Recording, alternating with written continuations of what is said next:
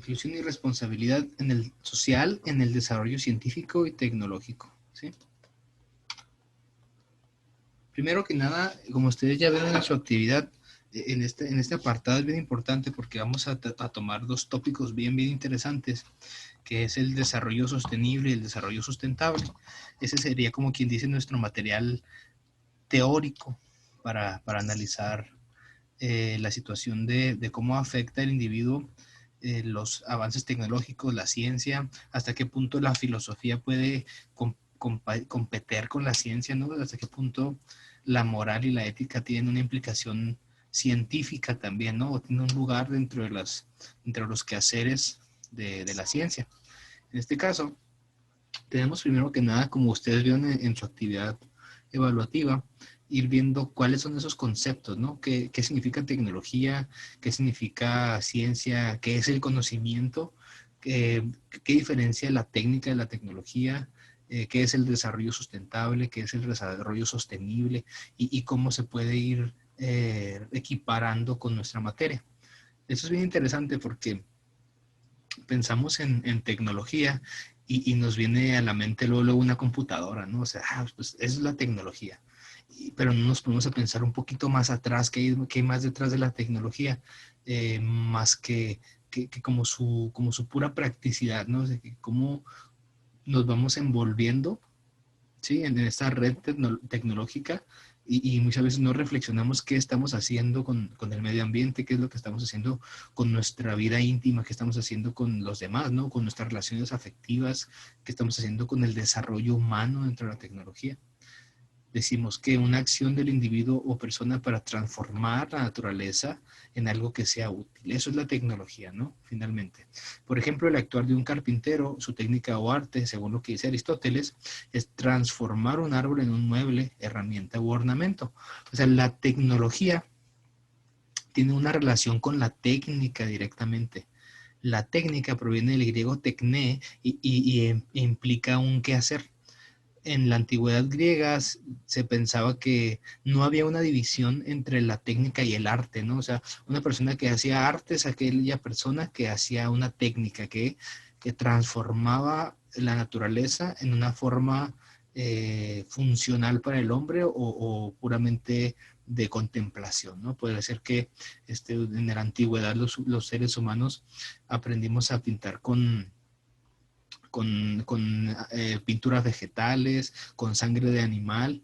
Entonces nosotros comenzamos a desarrollar una técnica pues para expresarnos primeramente, para tener una forma más fácil de vivir.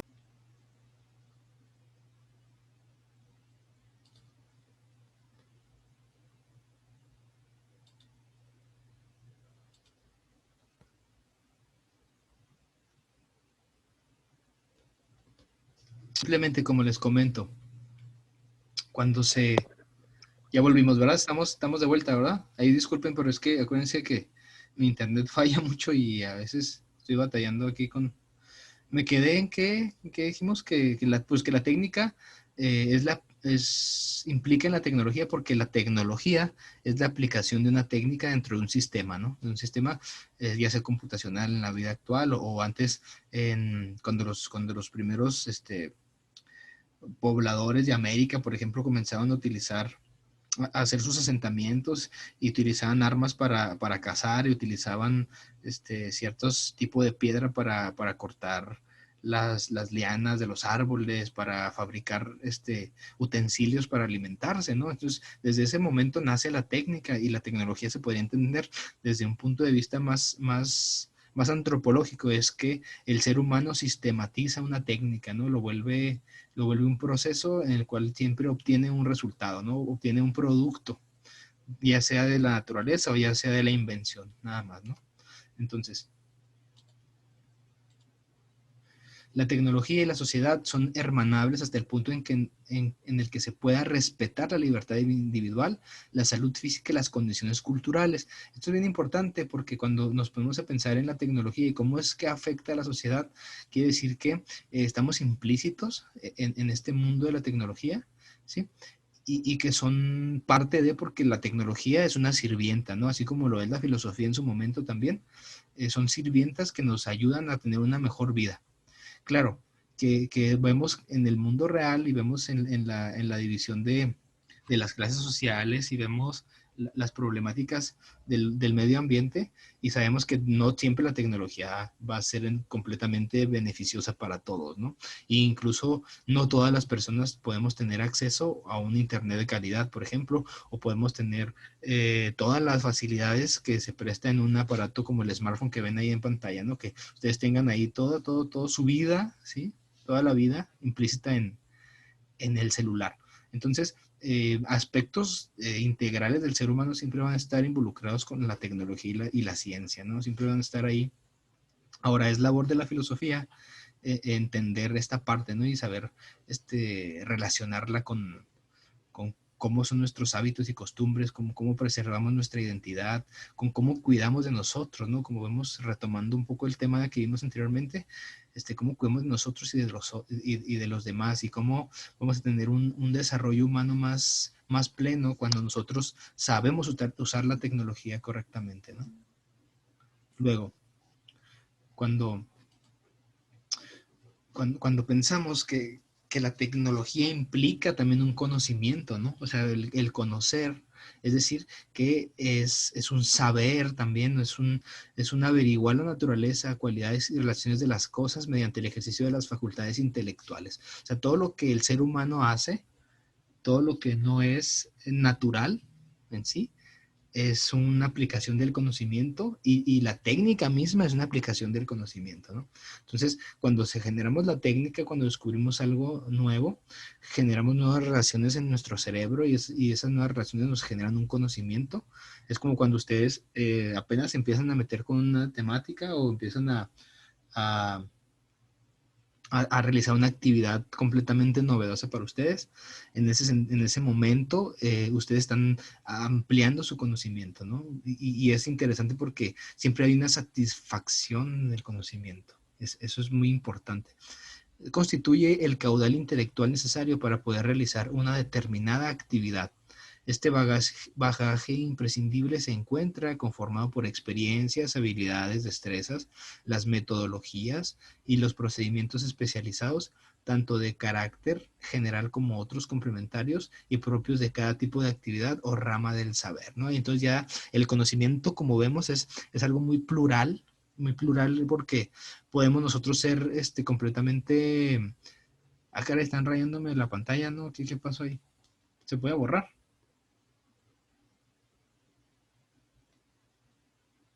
Ay, gracias. Bueno, ahí lo interesante es que nosotros tenemos redes de conocimiento y esas redes siempre están relacionadas con un ámbito del saber, ¿no? A lo mejor nosotros podemos ser muy buenos en una materia de especialidad, por ejemplo, de programación, pero en la materia que tiene que ver con las humanidades, a lo mejor no, porque no nos interesa, ¿verdad? O no nos gusta. Y cuando no hay un gusto y un interés, pues ese conocimiento se va a perder, ¿no? Y a lo mejor va a haber gente que es, por ejemplo, yo, que soy muy neófito con la tecnología digital y virtual, ¿sí? Pero en comparación con ustedes, por ejemplo, ¿no? Que le mueven más a las computadoras, en ese caso hay diferencias de conocimiento, ¿no? Hay gente que se ha desarrollado en un área o en otra, por eso la pluralidad de este conocimiento eso se convierte en un problema para la humanidad en la actualidad, porque puede haber ya un alfabetismo, por ejemplo, dentro de las redes sociales, ¿no? Un analfabetismo de las computadoras. Ya la persona no necesita saber leer ni escribir, sino que necesita moverle un dispositivo. Si una persona aprende a utilizar un celular, a utilizar programas computacionales y no sabe hablar aún así o no se comunica correctamente en la vida cotidiana, entonces esa persona ya no es considerada analfabeta, ¿no? Porque está dentro del mundo y dentro del discurso que se busca de la ciencia, ¿no? Y del progreso tecnológico. Luego, ese conocimiento puede ser, como vemos, de carácter científico, es decir, que tiene una sistemática, una eh, forma muy universal de entenderlo, ¿sí? Por ejemplo, las leyes, ahí nos aparece Einstein, decimos, pues la ley ¿sí? Las leyes universales, las leyes de la física. Entonces, este conocimiento científico se elabora a través de procedimientos y de paradigmas, ¿sí? Esos paradigmas científicos que se pueden ir rompiendo, claro, ¿verdad? Pero dentro de una esfera cultural, de un estadio temporal en la historia de la humanidad, pues va a tener una gran relevancia, ¿no? Por ejemplo, la teoría de la relatividad de Einstein hasta la fecha ha tenido un gran auge, ¿no? Aunque sabemos que se puede refutar y sabemos que las teorías de Stephen Hawking también se pueden refutar y sabemos que hay personas que han intentado hacerlo y que han intentado buscar otras rutas para comprender el universo, para comprender el tiempo, el espacio, materia, todo esto. El pensamiento científico se encarga de hacer esa parte, ¿no? No obstante, también tenemos un conocimiento empírico, ¿no? Y el conocimiento empírico es completamente especializado y da un resultado de la observación y la experiencia. Ahora, no quiere decir que el conocimiento científico esté aislado del conocimiento empírico, porque el conocimiento empírico se adquiere a través de cómo el sujeto, el individuo, experimenta y comienza a teorizar o a generar una serie de conocimientos o hipótesis sobre qué está sucediendo con ese fenómeno, ¿no? Es como la metáfora, o no sé cómo se le puede decir, la fábula que nos platican sobre Isaac Newton, que está tumbado abajo de un árbol y de pronto le cae una manzana, ¿sí? Y en ese momento se dio cuenta que existía la gravedad, aunque no sabía que se llamaría gravedad, no sabía qué onda, ¿verdad? Sino que se dio cuenta que los objetos caían al suelo, ¿no? Entonces, por ese carácter empírico es que nosotros tenemos un conocimiento y que ahorita tenemos un dispositivos inteligentes que nos facilitan la vida, o veo que a veces nos emprobleman más en la vida, ¿no? Dependiendo ya de qué tan hábiles seamos con esto. Luego, si nosotros vamos a definir ya tecnología técnica, tenemos que pensar también qué es la ciencia. Hay un autor que me interesó y habla sobre qué es un esfuerzo organizado que lleva un conocimiento. ¿Por qué es un esfuerzo organizado? Porque lleva un sistema, o sea, no es así como que puramente inventado o que sean ocurrencias que van haciendo de pronto, sino que lleva un antecedente siempre, ¿no? La ciencia es un conocimiento sistemático, controlado, empírico y crítico de proposiciones hipotéticas sobre las presumidas relaciones entre fenómenos naturales. ¿Se fijan? O sea, cómo es que el efecto invernadero está haciéndonos trizas con el calentamiento global y cómo está funcionando eso. O sea, nosotros lo conocemos así porque hay gente que se encarga de traducirnos a los mortales para entender todo ese bagaje de conocimiento que tienen los científicos, los que se dedican a estudiar este tipo de fenómenos, ya sea en cualquier área del conocimiento, ¿verdad? Entonces, es bien importante pues que hagamos este reconocimiento de la ciencia, ¿no? Que siempre va a ser sistemática y que a veces no va a ser para todos, ¿verdad? No va a ser para todas las personas. Otro carácter, otro carácter bien importante es que todo el conocimiento debe ser de carácter racional. ¿Por qué es racional? Dice, la ciencia es un conocimiento racional y sistemático, general y riguroso que es verificable y por lo tanto falible. Es racional por cuanto es el resultado de una elaboración lógica y coherente de un conjunto de ideas relacionadas entre sí. Es sistemático por cuanto es el resultado de una selección de ideas y de conceptos de acuerdo con una clara metodología.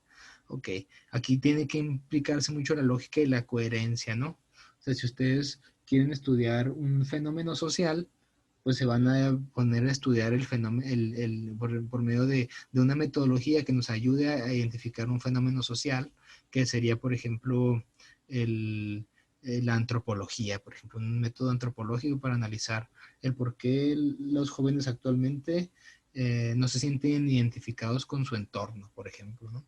O podemos pensar, no, es que a lo mejor en el contexto de otra área del conocimiento, por ejemplo, en física, pues cómo es que ha evolucionado, por ejemplo, las teorías sobre el universo, ¿no? Y es algo muy, muy enriquecedor siempre, ¿no? Y estar investigando sobre esos temas, porque muchas veces no estamos enterados de de todos esos avances, esos progresos que se van desarrollando. Ahora, si nos vamos a un punto de vista mucho más práctico, mucho más, más evidente, es cómo se desarrolla la tecnología misma para el individuo, ¿no? Para las sociedades, para que tengas una casa inteligente, por ejemplo, que diga, no, pues siempre que que cierro la puerta, ¿sí?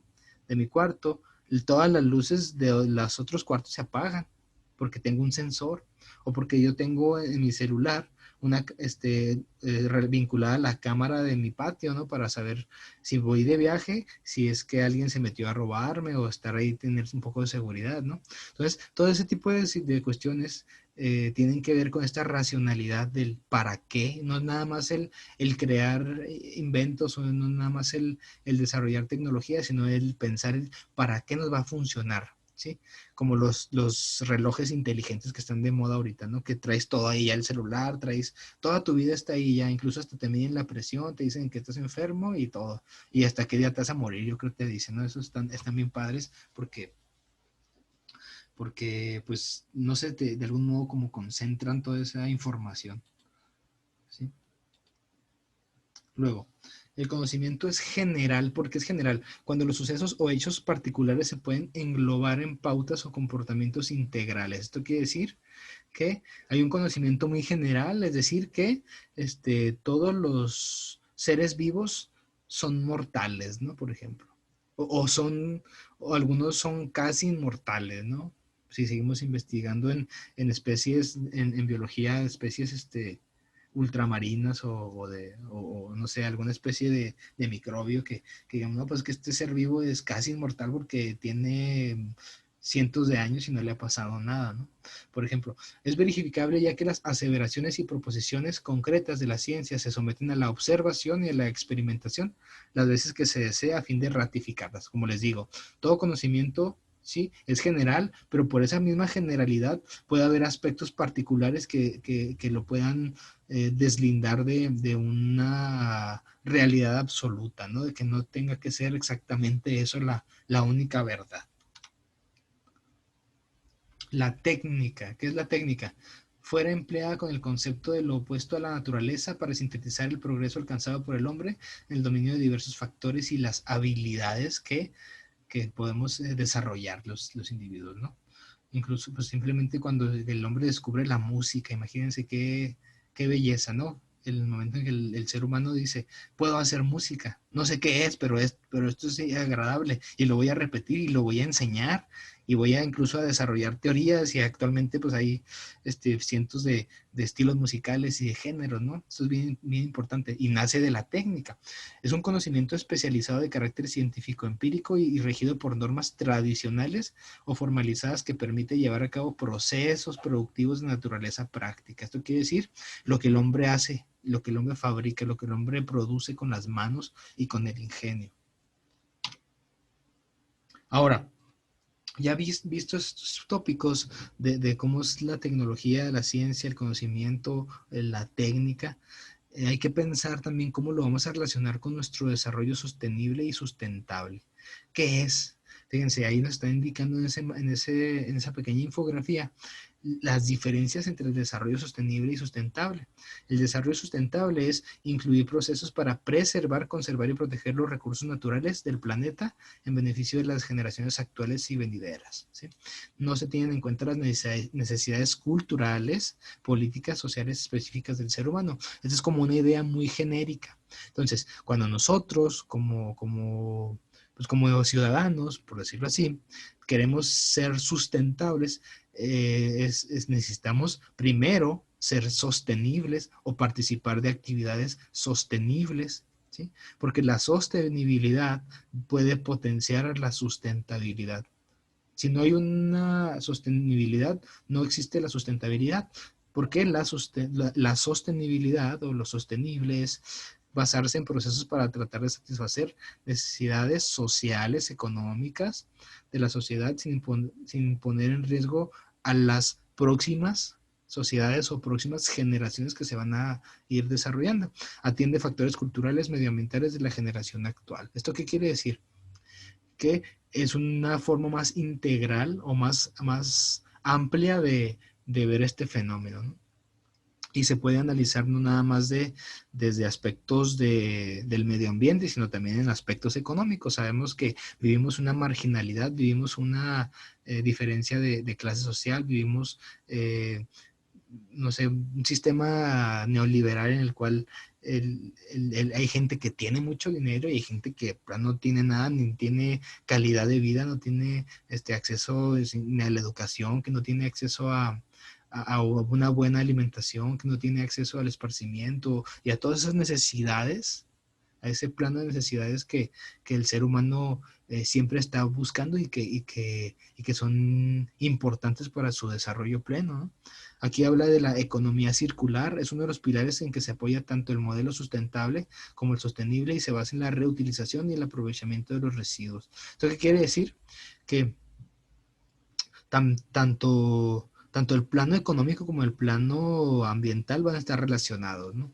Y sabemos que no nada más es eso, que también hay aspectos culturales, que existen multiculturalismos, que existen interculturalismos, que hay formas distintas de cosmovisión y que a veces dentro de la misma sostenibilidad de las sociedades es importante reconocer, por ejemplo, a los rarámuris, ¿no? O sea, decir, a mí me da mucha tristeza ver a los rarámuris inhalando resistor en el centro, por ejemplo.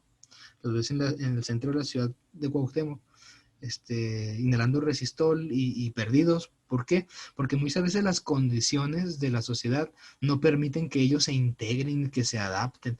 Y eso depende mucho no nada más de que la sociedad los vaya a discriminar o que la sociedad los vaya de algún modo a invisibilizar, sino que ellos también dentro de su cosmovisión y su cultura pueden chocar con la cosmovisión que tiene el mestizo, ¿no? Entonces, son aspectos complejos. No nada más podríamos decir que es culpa del gobierno que no los atiende, sino que es culpa de todo de un constructo y de un imaginario de una cultura, de una sociedad. No nada más es culpa de los gobiernos, ¿no? También tienen cierto estigma, pero tampoco podríamos decir que son totalmente culpables, ¿no? Ahora, ¿qué entendemos por desarrollo sostenible? Es aquel que es capaz de satisfacer necesidades actuales sin comprometer los recursos de las generaciones futuras. Son actividades que se pueden sostener, por ejemplo, talar árboles y plantar otros árboles endémicos en el mismo lugar de estos. Hay temporadas para talar árboles, hay temporadas para cazar animales, hay temporadas para pescar, hay temporadas para explotar el suelo, ¿no? Para hacer el fracking. Hay gran problema, por ejemplo, aquí en Chihuahua con el agua. Sabemos que ahorita hay un conflicto de intereses muy, muy importante a nivel nacional en relación con el riego, ¿verdad? Porque sabemos que vivimos en una región seca y una región que actualmente se está endeudando mucho. Somos un estado súper endeudado actualmente, endeudado en el sentido en que pues lo que estamos produciendo no se compara con lo que se está pidiendo de otros gobiernos, o lo que se le está pidiendo al gobierno federal, ¿no? Entonces, es un tema muy complejo, es un tema que se puede analizar desde el desarrollo sostenible. ¿Por qué? Porque decimos, no podemos acabar nuestros recursos actualmente porque sabemos que los hijos de nuestros hijos o nuestros hijos y los hijos de sus hijos y así, pues también van a tener que vérselas, ¿no? No se acaba la humanidad con nosotros, la humanidad va a seguir y si somos personas conscientes nos vamos a dar cuenta que necesitamos tratar de generar sostenibilidad no solamente en nosotros, sino en nuestra cultura y nuestra sociedad. Entonces, ¿qué aspectos se involucran? El aspecto económico es bien importante porque decimos que un funcionamiento financiero clásico, pero también funciona como capacidad para contribuir al desarrollo económico de los ámbitos de todos los niveles. ¿Esto qué quiere decir? El funcionamiento financiero clásico es que hay un préstamo, ¿sí? O se les ofrece eh, esa ley de oferta y demanda, por ejemplo, ¿sí? De la que habla Carlos Marx en su tratado, habla de la oferta y la demanda y dice pues que siempre va a haber una persona que va a necesitar y otra persona que va a proveer, y así como funciona nuestra economía, ¿no? Si lo pensamos. Entonces, tratar que ese funcionamiento clásico que es de la explotación y de que muchas veces no es consciente, que se haga consciente, ¿no? Que se busque un desarrollo económico no nada más en ciertos grupos o sectores de la sociedad, sino que también haya una explotación de recursos y una búsqueda por el desarrollo económico de otros sectores de la población, ¿no? Pues simplemente el sector informal que tenemos en México, de las pequeñas y medianas empresas, funciona como este modelo, ¿no? No nada más existe Coca-Cola, también hay otras refresquerías que también pueden vender sodas, ¿no? Y también hay agricultores que no necesariamente tienen que venir de Estados Unidos o que tienen que importar sus insumos de Estados Unidos, ¿no? O sea, está bien complejo, pero más o menos así funciona, ¿no? Este aspecto. Luego está el ámbito social, son las consecuencias sociales de la actividad de la empresa en todos los niveles, los clientes, los productores, etcétera, los trabajadores, condiciones de trabajo, todo aquello que involucra el quehacer de la empresa, ¿no? Aquí es bien importante porque aspectos sociales siempre están relacionados con las empresas, porque las empresas de diversas índoles pues siempre van a proveer de satisfactores a la sociedad y a los individuos. Entonces, ¿cómo trabajan los trabajadores? O sea, ¿en qué condiciones viven? ¿Tienen algún seguro? ¿Tienen eh, servicio de protección, seguridad? Si ustedes vieron en su actividad, los que ya empezaron a realizarla, ahí les puse una reflexión que ustedes analizaran unas políticas empresariales para que se dieran cuenta más o menos de cómo funcionan en las empresas un modelo de este tipo, un modelo sostenible, ¿no? Para que la actividad en maquila, por ejemplo, no sea tan desgastante o para que tenga una retribución con respecto a lo que se trabaja, ¿no? Por ejemplo, los bonos de despensa que se dan y toda esa situación. Ahora, la parte ambiental es importantísima porque creemos que, pues, que no existe o que estamos ya en un mundo tan tecnificado, tan influido por la tecnología que, pues, que el medio ambiente pues ya es como algo virtual, ¿no? Si ustedes quieren ver un paisaje bonito, se meten al YouTube, ponen un video ahí y ahí está, ¿no? Ahí está el medio ambiente, pero no es cierto, pues nosotros no respiramos por las computadoras, ¿no? Necesitamos árboles, necesitamos oxígeno, necesitamos alimentos de calidad. Entonces, esta parte que para mí es la que me gustaría considerar más en esta clase, o sea, me gustaría centrarme más en la parte ambiental, por lo mismo que su proyecto va a ser el huerto de traspatio y que estamos trabajando ya en ello, que según me comenta una maestra. Entonces, hay que pensar en el consumir recursos renovables, ¿no? Entonces, tener un huerto de traspatio es importante porque si tú siembras tu tomatito, tu chile y tu cebolla, pues ya tienes ahí para alimentar, incluso con unos 2 metros que pongas en tu patio, 1 metro cuadrado, tienes para que coma tú y tu familia, ¿no? Y es algo que puede ser muy rentable, ¿no?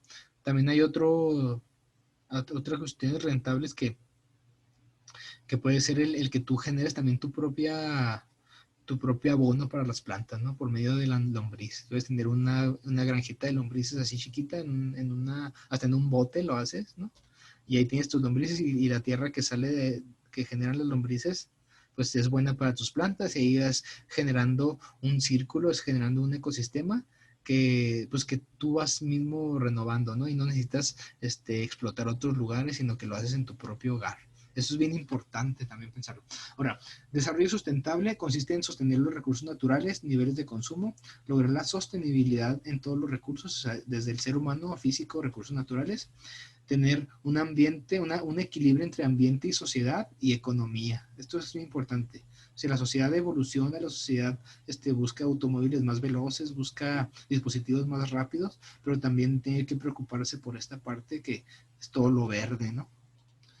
Luego hay pensar en el crecimiento económico, pensar en la equidad social. La equidad social es bien interesante porque a veces el gobierno no puede interesarse en apoyar, pero no es suficiente, ¿verdad? A veces las iniciativas privadas o las empresas socialmente responsables también buscan esto, ¿no? O sea, tener una equidad social en el sentido en que se capacite bien a los trabajadores, en que busquemos, analicemos las condiciones en las que viven las personas de bajos recursos, por ejemplo, la marginalidad, en la pobreza, la gente que vive en pobreza media o en pobreza extrema, de algún modo ayudar a que esas personas también puedan desarrollarse económicamente, ¿no? Hay programas de gobierno que van a funcionar con ese sentido de buscar el, pues el desarrollo de, pues de las sociedades, ¿no? Y el desarrollo también de que lo marginal pueda equipararse ya y que se pueda hacer clase media, ¿no? Que todos tenemos al menos clase media.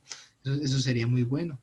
La sustentabilidad ambiental, como vemos, pues que es aquello pues, que es necesario y que es como quien dice el, el, el eje rector de toda esta problemática. La perspectiva es dinámica. ¿Por qué es dinámica? Nosotros pensamos en que necesitamos pensar, o sea, necesitamos quitarnos ese paradigma de que nada más lo sustentable es ecológico, sino que también implica lo económico y que implica los estilos de vida y que implican las culturas, ¿no? O sea, aquí nos preguntamos si hay un culpable y quién sería el culpable en este caso de la marginalidad, de la pobreza, de las problemáticas ambientales, de los ecosistemas que han sido dañados. Pues el culpable es uno mismo, ¿no? El culpable son los sistemas sociales, el culpable pues es la historia también, el culpable, hay muchos culpables, ¿no? Si los pensamos así, pero también nosotros no debemos sentirnos culpables por eso, nosotros necesitamos actuar, y el momento en que actuemos en este momento en que somos jóvenes, en que queremos cambiar nuestra realidad, entonces ese sentimiento de culpa se tiene que quitar, ¿no? Es decir, si tú tiraste las papitas en el camión, las bolsas de papitas en el camión, pues bueno, olvídalo, ¿no? No pasa nada. Si alguien la recogió, o el bote, la lata de Coca-Cola también la recogió y ya se la llevó a su casa a alguien que junte latas, ¿no? Entonces, no es, no es algo así como para sentirnos culpables, ¿no? Es un paradigma de creación, destrucción. Fíjense, hay que quitarnos también ese paradigma de creación, destrucción. Hay que desentendernos de que siempre hay que destruir para crear, ¿sí? Yo cambiaría esa palabra destrucción por transformación más bien, ¿sí?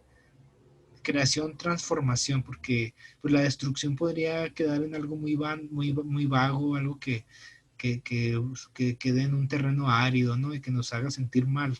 Entonces podemos decir que hay una creación y hay una transformación, ¿sí? Como los compuestos orgánicos, ¿no? Se transforman y generan nutrientes para la tierra. Ser conscientes de nuestros actos con el medio ambiente. Esto es bien importante, ¿sí? El nivel de crecimiento económico es sinónimo de contaminación. Eso es cierto, pero tampoco es tan cierto, ¿verdad? O sea, decimos, es verdad porque es cierto que tenemos esa lógica en pensar que si entre más progreso y más edificios haya en Chihuahua o en Cuauhtémoc o en México, ¿sí? Entre más edificios tengamos, entre más fábricas tengamos, peor va a estar nuestra naturaleza. Eso no es cierto. Este paradigma es algo muy del siglo pasado. En el siglo actual tenemos empresas que van a responsabilizarse de que el crecimiento económico no afecte al medio ambiente, ¿no? Luego, pensar en una crisis, fíjense, aquí les voy a manejar un tema que también tiene mucho que ver con esto, que es cómo solventar la crisis, ¿sí? Desde la ética, ¿no? Hay muchas éticas. La ética es una sirvienta para nosotros, ¿no? Entender la crisis es pensar también en una ética para la sustentabilidad. O sea, buscar estilos de vida ecológicamente sostenibles. ¿Qué quiere decir esto? Simplemente que ustedes en su casa dividan la basura, ¿no? Que pongan una basura, desechos orgánicos, desechos inorgánicos, y que las pilas de los controles las pongan en una bolsa aparte, ¿no? Y ya estamos contribuyendo de algún modo, ¿no? Ética para una producción de la vida, de una producción para la vida. Un ejemplo de esto es la energía solar, ¿no? Sabemos que no toda la energía debe ser de los combustibles, ¿sí? Fósiles, sino que también hay otros tipos de energía que se están desarrollando y que sabemos que van a ser mucho mejor para nuestro medio ambiente. Y pensando que no siempre tenemos la posibilidad de poner, por ejemplo, un boiler solar porque son caros a veces, pero podemos nosotros de algún modo también integrarnos dentro de esta producción para la vida de alguna forma, con nuestro estilo de vida, ¿no? O sea, desde nuestra casa. La ética del conocimiento y el ámbito del saber. Es una ciencia para mejorar la calidad de vida, ambiente y sociedad, convivencia entre lo racional y lo emotivo. Esto es bien importante, porque teóricamente lo pensamos y decimos que toda la ciencia mejora la calidad de vida y no es cierto, hay ciencia que nos va a destruir también, ¿no? Simplemente las fábricas de metanfetaminas que hay en Estados Unidos o aquí en México, los que se ponen a cocinar cristal, saben que eso pues, es malo para la salud y que genera crisis social y que el consumo de drogas de ese tipo son muy malas, ¿no? A lo mejor generan más violencia, muchas implicaciones culturales y sociales. Entonces, la ciencia no siempre mejora la vida, pero sabemos que la ciencia, por ética, por ese imperativo categórico del que hablábamos anteriormente de Kant, decimos, debemos por medio de la ciencia mejorar nuestra calidad de vida, ¿no? Esto es cierto, eso debe ser un poder fáctico, la ciencia debe ser un poder para cambiar mi calidad de vida. Y además también ese conocimiento, entendernos como de lo racional y lo emotivo, ¿sí? O sea, es decir, que no toda la ciencia debe ser puramente racional, sino también debe haber una moral en la ciencia, ¿no?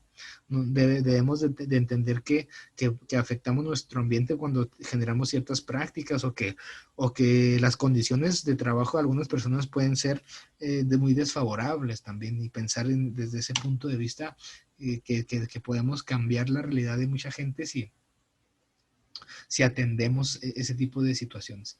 La ética de la ciudadanía global, el espacio público y los movimientos sociales. Aquí habla sobre procesos económicos y políticos sin autonomía ni responsabilidad. ¿Qué quiere decir esto? Que hay procesos económicos y políticos que se generan a través del Estado, del gobierno, que muchas veces los ciudadanos ni siquiera se dan cuenta, ¿no? Simplemente nos trajeron una cervecería, la Heineken, ¿sí? Aquí a Ciudad Delicias, ¿no? Ahí en Gnocchi, Delicias. Sabemos que está acabando con suministros acuíferos, sabemos que es un gran contaminante, no obstante nos está dejando beneficios económicos porque hay trabajo, ¿sí? Es una fuente grande de trabajo, hay mucha gente empleada, ¿sí? Ahora, ¿cómo podemos sopesar eso, verdad? O sea, ¿hasta qué punto nuestra ética nos va a decir, no, pues es que estoy afectando el medio ambiente y yo sé que me va a acabar el agua de mi tierra, ¿sí? Y la gente que son los dueños de esta empresa, pues se va a ir, ¿sí? La empresa canadiense o que es alemana, se va, ¿no? Y dice, no, pues ya exploté el agua de aquí, ahí nos vemos, ya me quedé con los dolaritos y los euros, ya me voy. Y ahí dejo todos los problemas, ¿no? Entonces, es muy lastimoso pensarlo así, ¿no? Entonces, por eso es importante tener una ética de la ciudadanía global. Esto ya implica mucho el movimiento social. Por eso los agricultores se están rebelando, por eso hay mucha gente este, haciendo este problema más grande y es bueno porque se va a notar y de algún modo puede cambiar la realidad. También sucede con el feminicidio, ¿no? Es un tema que a lo mejor no tiene que ver con el medio ambiente, pero sí tiene que ver con procesos económicos y políticos. ¿Sí? ¿Por qué? Porque hay zonas de las ciudades, como se van conformando las ciudades, se van quedando zonas en las que la marginalidad es muy grande, en las que hay más vulnerabilidad de las personas y esa vulnerabilidad pues compete mucho a los gobiernos, ¿no? Los gobiernos deben actuar en pos de que esa vulnerabilidad sea solventada, que sea auxiliada a través de programas, a través de llevar educación, de llevar cultura, de llevar concientización, ¿no? Ese tipo de situaciones también se preocupan por la sostenibilidad de la sociedad, ¿no? La ética de la gobernabilidad global y democracia participativa. ¿Qué es esto? Esto lo vamos a ver en la siguiente sesión, qué es la democracia participativa, cómo funcionan los derechos humanos dentro de la sociedad. Aquí tiene mucha relación. Principio de la solidaridad, generar pactos sociales que comprendan diferentes culturales y modos de producción. Fíjense, los modos de producción son muy interesantes porque cada sociedad y cultura tiene un modo de producción distinta, ¿sí?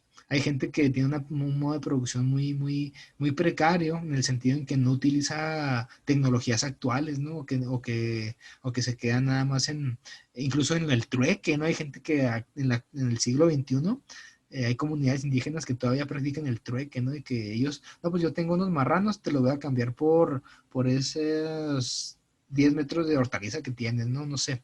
Entonces hay que respetar, dentro del gobierno se respeta este tipo de participación de los ciudadanos de economías emergentes también, ¿no?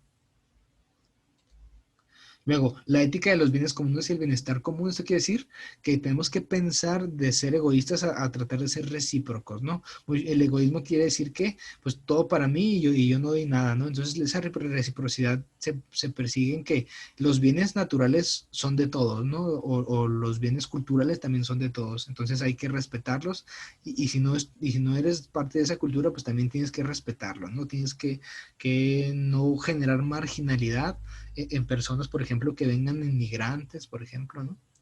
El conflicto de interés entre lo común y lo universal, lo público y lo privado. Esto es bien importante. O sea, hay cosas que son particulares y universales, hay cosas que son del dominio público y de lo privado. Entonces, tratar de que eso se compense, se equilibre, claro, sin llegar a un comunismo, ¿verdad? A un socialismo como en algunos países pues que es más problemático, aunque les sale el tiro por la culata al decir que todos somos iguales siempre y que todos debemos vestir de una modo, que tenemos que tener los mismos formas de ser, ¿no?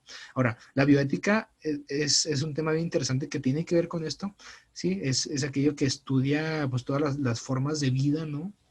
Basada en bienes comunales y públicos. Esto quiere decir que la bioética, un tema de bioética, por ejemplo, es la eutanasia, ¿no? O sea, si dentro del bienestar común podemos plantear que la eutanasia puede ser una política pública en la cual, si tú ya estás enfermo y dicen, no, pues ya no funciona igual mi cuerpo, yo estoy tomando esa decisión, sea respetada, por ejemplo, ¿no? O el aborto, ¿no? El tema del aborto también es un tema de la bioética que, wow, o sea, a lo mejor parece ya un tema trilladísimo, pero es un tema que existe, que actualmente exige mucha reflexión y exige mucho análisis, sobre todo en el caso de la violencia contra la mujer, por ejemplo, ¿no? Ética de la diversidad cultural es la diversidad de culturas, ética de la no violencia, establecer el diálogo y el principio de igualdad. O sea que sabemos que todos los seres humanos tenemos acceso a derechos, ¿verdad? Los derechos humanos se implican aquí y que no importa qué diversidad de cultura o que si eres rarámuri o si eres mestizo o si eres menonita, lo que tú quieras, ¿sí? O si profesas alguna religión particular, nadie te puede discriminar, ¿no? O sea, tienes que estar dentro de, o si eres homosexual, o si eres, tienes algún problema mental o psicológico, o algún problema de impedimento físico, también tienes que estar dentro del diálogo, ¿no? No puedes quedarte fuera pues del, ¿cómo se podría decir? Del desarrollo humano, ¿no? De todos los aspectos que influyen en un desarrollo humano pleno. Finalmente, entendemos a la ética del ser y el tiempo en la sustentabilidad. Esto es decir, el tiempo de vida de los procesos de los diversos grupos y culturas es dejar ser al otro, ya sea semejante o desemejante. O sea, si somos iguales o somos desiguales, ¿sí? Dependiendo de respetar, cada quien tiene su tiempo de vida, cada quien tiene su forma de ser, los grupos se identifican entre sí y debemos de respetar y debemos de ser de algún modo equitativos, ¿no? ¿Sí? Porque la igualdad es una cosa y la equidad es otra, ¿no? Sabemos, ya lo hemos hablado antes, y sabemos que tenemos que tener una equidad en el género, equidad en los grupos culturales, equidad en las edades, porque no es lo mismo tener 60 años a tener 20 años, ¿verdad? No es lo mismo tener 70, 80 años a tener 15, o sea, las formas de vida son distintas y debemos de respetarlas de un modo. No sé, sería todo por mi parte ahora. Esto sería nuestro tema de hoy. No sé si ustedes tengan algún comentario o duda. Ahorita les voy a pasar la proyección de lo que implica el trabajo de lo que sería su proyecto. Ustedes coméntenme qué es lo que han hecho hasta ahorita de su proyecto del huerto de traspatio. No sé si tengan ya algún avance, qué es lo que han hecho. Pues el viernes vamos a entregar un avance Sí. en la materia de biología. ¿Y de qué se trata su avance? ¿Qué es lo que están haciendo?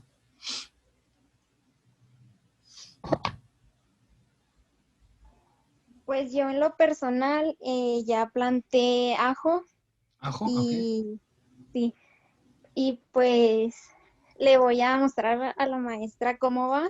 De hecho, ya le salieron las raíces. Sí, sale bien rápido. Yo tengo un ajo aquí como de 30 centímetros también. Ya tiene un tallo bien grande. Sí, es muy rápido el ajo, ¿eh? Y es muy recomendable en esta porque es el tiempo. Ahorita es Sí, sí la, me cebo la, dijeron. la cebolla también. No Sí, sé si... pues yo elegí ajo. Sí. No, muy bien, muy bien. Entonces, miren, con respecto a eso que están haciendo ustedes ya con biología, lo que yo les voy a pedir es que me hagan una relatoría, o sea, una relatoría como una bitácora, ¿sí? Una bitácora reflexiva, ¿sí? En esto sería importante que tenga que ver con el tema que estamos viendo, ¿no? O sea, reflexionar sobre cómo ustedes están viendo esta. Pueden hablar sobre la pandemia si quieren, pueden hablar sobre el aislamiento, aspectos morales que tenemos los individuos, pero también pueden hablar sobre aspectos éticos, ¿verdad? Que es de cómo están cuidando el medio ambiente al momento de plantar el ajo, al momento de tener su huerto, cuál es su experiencia de principio, como pensar reflexivamente en, no, pues primero intenté hacer con estas semillas, pero no funcionó, entonces las cambié por estas, investigué en esta página, vi, vi este tutorial y me gustó, me agradó, me interesó, etcétera, ¿no? Como quien dice, vamos a generar las impresiones más importantes que ustedes puedan tener en este proceso. Eso es lo que yo les voy a pedir. De todos modos, yo les voy a mandar una rúbrica y de cómo sería, para que no sea así tan, nomás que el profe nomás nos dijo cómo hacerlo, pero no nos explicó bien el procedimiento, si hay un formato. Entonces yo les voy a hacer el formatito y ustedes ya lo llenan y así lo podemos trabajar. Se los puedo subir en el Classroom como como una tarea, como una actividad que no tenga cierre hasta que ya se termine el semestre, porque esto sería hasta diciembre. Entonces, no sé si me explique más o menos qué es lo que vamos a hacer. Todo bien, profe. Sí, sí, Sí se explicó. sí me estoy explicando. Entonces, sí sería, Sí. o sea, la parte de biología ya están trabajando el proceso, pues vaya, biológico, cómo se están desarrollando las plantas. Ahí si ustedes pueden investigarle a la maestra, pues sería interesante, qué procesos químicos lleva, no sé, o sea, qué tipo de tierra lleva, qué pH, sería muy enriquecedor. Y por mi parte, en la parte de ética, pues sería eh, cómo se modifica mi proyecto de vida como individuo, o sea, me es agradable tener un huerto, ¿no? Este, qué aspectos de salud pueden mejorar en mi vida, me siento motivado o no me siento motivado al hacerlo, o lo estoy haciendo nomás porque quiero pasar la clase ya, ¿sí? Y luego también pensar en cuáles son nuestras expectativas en el futuro, ¿no? O sea, si pudiéramos pensar en, pues, hacia dónde queremos llegar, si nos motiva tanto que queremos investigar un poco más sobre qué tipo de plantas se dan en mi región, cómo hacer un huerto ya que sea sostenible, que se produzca cierta cantidad de alimentos por año, cuánta agua necesita, o sea, verlo así como ya, como un proyecto que sea un proyecto vitalicio de ustedes, ¿no? No nomás que en diciembre llegue el invierno, les mate todas las plantas y ya se acabó, sino que ustedes tengan esa motivación y que en la posteridad para su vida, ¿verdad? Y que puedan transmitirlo a sus generaciones que sigan y a sus amigos y que digan, vamos a hacer nuestro huerto en casa. Es una iniciativa muy interesante, muy padre, muy enriquecedora. Todos los seres humanos necesitamos comer y qué mejor que comer cosas que nosotros producimos, ¿no? Y que se pueda transmitir esa inquietud, ese estilo de vida, ¿no? O sea, ¿cómo cambias tu estilo de vida de comer, de consumir alimentos a lo mejor transgénicos a consumir alimentos orgánicos que tú produces, ¿no? Y no sé, meter gallinas si quieren, lo que ustedes quieran. Ya me quiero hacer una granja ahí, pero no, ustedes sabrán, ¿verdad? Ya, como vayan avanzando en este proyecto. Entonces, por lo pronto, ese va a ser su actividad, ¿no? O sea, ustedes hacen la actividad evaluativa y yo les voy a compartir en estos días el formato para que ustedes vayan empezando su bitácora, ya que están iniciando el proyecto. No sé qué les parece ya para cerrar la sesión. A mí me parece bien, profe. Muy bien. A mí también. Y también los que tengan problema con ese proyecto, no duden en decirme, o sea, dígame, profe, es que yo no tengo espacio en mi casa, no sé dónde ponerlo. Pues buscamos la forma, hasta en maceta se puede, ¿no? Si uno quiere hacerlo. Yo en mi casa tengo muy poquito patio y pues no tengo mucho espacio para poner una huerta, pero tengo las plantas en macetas, ¿no? Y ahí es como los trabajo. Entonces lo puedo poner en una maceta, profe. Sí, claro, claro. Hay Profe, que adaptarnos. Sí, es que dígame. yo encontré una maceta, pero no es tan grande, Ujú. entonces tenía dudas si la podía hacer en esa. Sí, Es pequeña.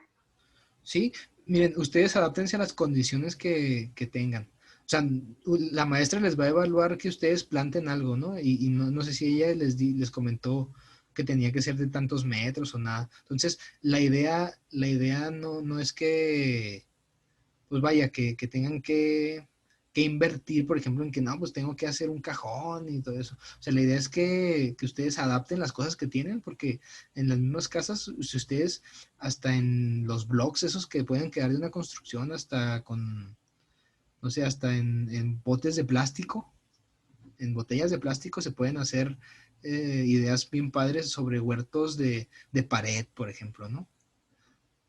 Ahí les voy a compartir yo en el grupo algunas ideas que encuentro en internet para que se den una inspiración ahí, más o menos.